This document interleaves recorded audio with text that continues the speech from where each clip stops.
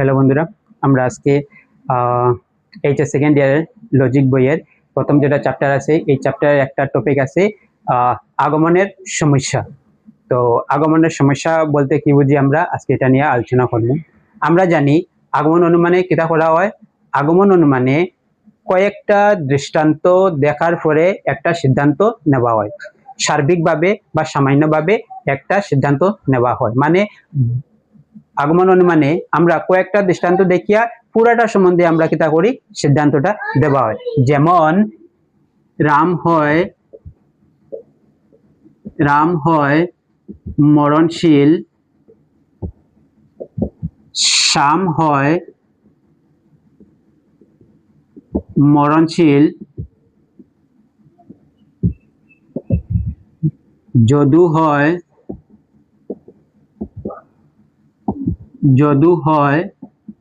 মরণশীল, মধু হয় মরণশীল। অতএব সকল মানুষ হয় মরণশীল। অতএব সকল মানুষ হয় মরণশীল। অতএব সকল মানুষ হয় মরণশীল।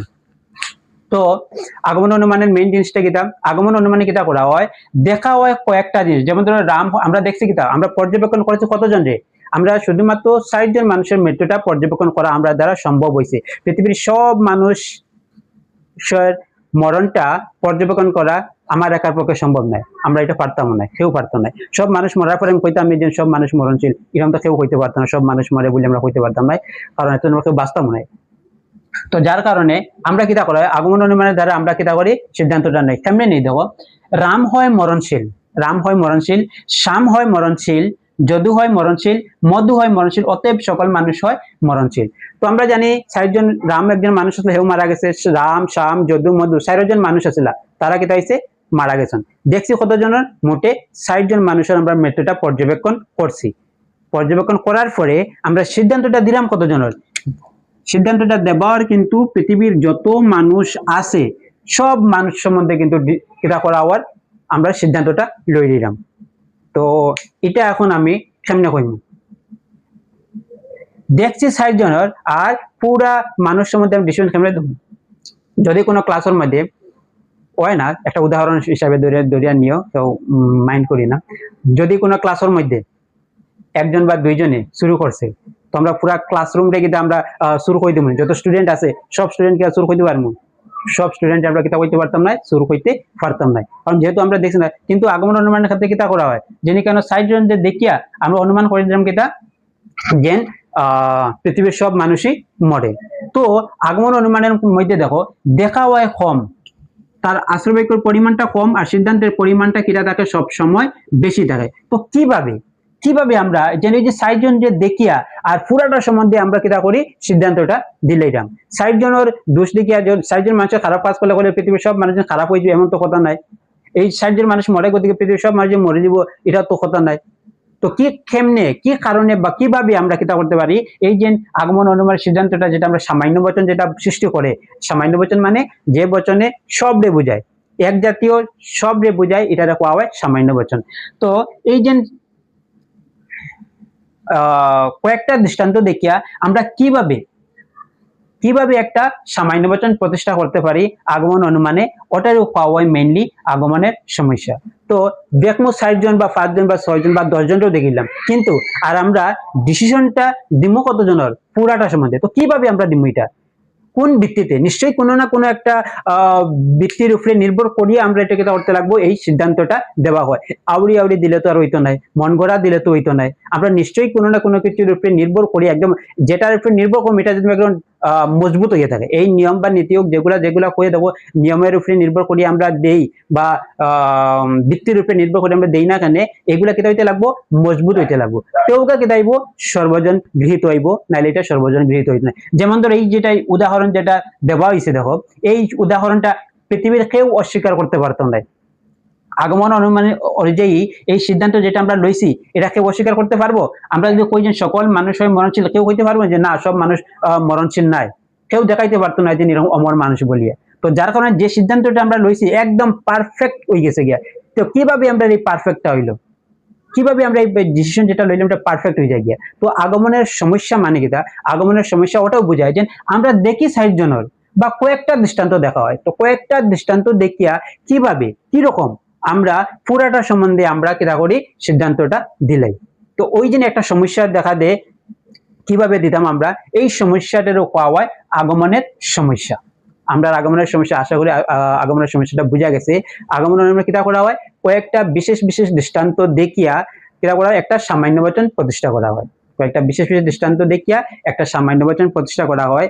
কিন্তু এই সামান্য বচন যেটা বানানি হয়, কিভাবে বানানি হয়, কিরকম বানানি হয়, কয়েকজনের মাত্র কয়েকটা দৃষ্টান্ত দেখিয়া, তো ওইটারও পাওয়া হয় আগমনের সমস্যা। যদি আমরা সংক্ষিপ্ত ভাবে কই আগমনের সমস্যা বলতে কি বুঝো, যেটা সামনে লিখবো, আমরা জানি আগমন অনুমানে কিরা করা হয়, কয়েকটা বিশেষ বিশেষ দৃষ্টান্ত পর্যবেক্ষণ করিয়া বা পরীক্ষা নিরীক্ষা করিয়া আমরা কিরা করি, আগমন অনুমানে একটা সামান্য বচন প্রতিষ্ঠা করা হয়। সামান্য বচন কারা কয়, সামান্য বচন হইছে গিয়া যে বচনে এক জাতীয় সবরে বুঝায়, যেমন মানুষ শব্দটা কি তাইব, পৃথিবীর যত মানুষ আছে সব মানুষকে বুঝায়, এখানে যে মানুষ শব্দ আছে সব মানুষকে বুঝায় কিন্তু, বুঝাইছে। তো ওই কারণে সকল মানুষ যেটা শব্দ লাগাইলাম এটার মধ্যে বুঝা পৃথিবীর সব মানুষের কথাই বুঝানি হয়। তো একটা এটার কয় সামান্য বচন, সবরে যখন আমরা বুঝাইমু এটার কয় হয় সামান্য বচন। আগমনের মেইন জিনিসও কিটা, আগমনের মেইন জিনিস হচ্ছে গিয়া বিশেষ বচন থেকে তুমি সামান্য বচনে যাইতাই, মানে কম থেকে তুমি বেশির দিকে যাইতাই, কম থেকে বেশির দিকে যেতে, মানে কম থেকে বেশির দিকে যাইতে গেলে কিরা করতে লাগবো, আমরা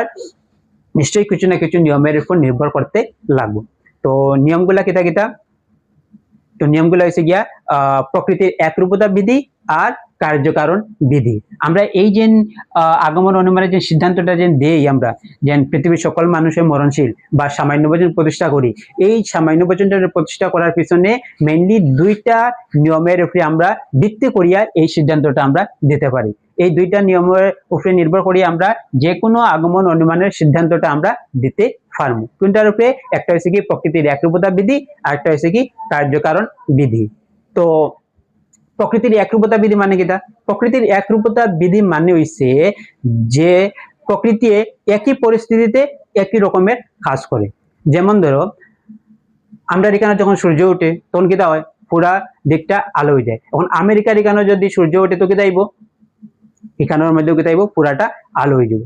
আমরা এখানে যদি বৃষ্টি দেয় তো কিটা হয়, আমরা দেখছি যে আমরা এখানে বৃষ্টি হলে কিটা হয়, আকাশ থেকে জল পড়ে। তো আমেরিকার এখানে যদি বৃষ্টি হয় তো আমেরিকান এখানের মধ্যে কিটা আইব, বৃষ্টি যদি শুনি যে এখানে আমেরিকার মধ্যে বৃষ্টি হয়, তার মানে নিশ্চয়ই আমরা ভাববো এখানের মধ্যে কিটা পড়ে, জল পড়ে। পড়ে না কমে হীরা পড়ে, হীরা পড়ে তো আমরা কইতে পারতাম না, কারণ আমরা জানি প্রকৃতি কিটা করে একই পরিস্থিতিতে একই রকমের কাজ করে। যদি হ্যাঁ বৃষ্টি দেয় মানে বৃষ্টিতে কিটা পড়বো, জলও পড়বো, এখানে অন্য কোনো জিনিস পড়তো না।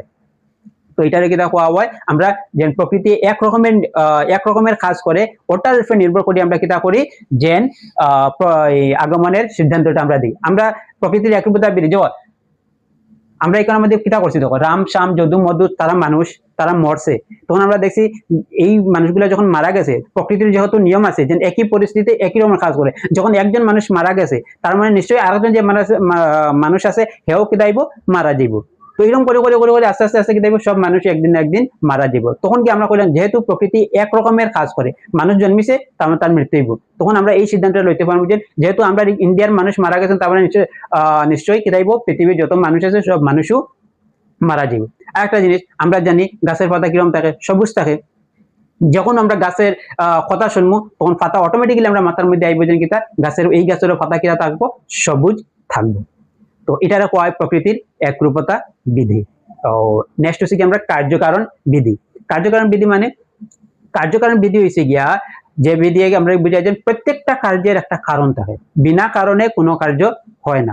যেমন ধরো আমরা এখানে যদি ফ্লাড হয়ে থাকে, তো ফ্লাড হয়েছে নিশ্চয়ই তার পিছনে কোনো একটা কারণ আছে, হয় অনেকদিন ধরে বৃষ্টি হয়েছে গতিকে কিটা হয়েছে আমরা ফ্লাডটা হয়েছে, আর না হয় কোনো জায়গায় কোনো নদীর বাঁধ যেটা আসলে ফাটি গেছে, ফাটার পরে ভাঙি গেছে, যার কারণে কিটা হয়েছে আমরা এখানে মধ্যে ফ্লাডটা দেখা দিছে। তো প্রত্যেকটা কার্যের কিটা থাকে একটা কারণ থাকে। ওই নিয়মগুলোর উপরে মেইনলি প্রকৃতির একরূপতা বিধি আর কার্যকারণ বিধি, এই দুইটা নিয়মের উপরে নির্ভর করে কিটা করা হয় আগমন অনুমানে এই সামান্য বচনটা প্রতিষ্ঠা করা হয়। তো আগমন অনুমানের মেইন জিনিস কিটা, হেজেন সিদ্ধান্ত লইতো, এই সিদ্ধান্ত লইতে গেলে তার কিটা জিনিসের দরকার পড়বো, এই দুইটা নিয়মের উপরে নির্ভর করতে, এক প্রকৃতির একরূপতা বিধি, দুই নম্বর হচ্ছে কি কার্যকারণ বিধি।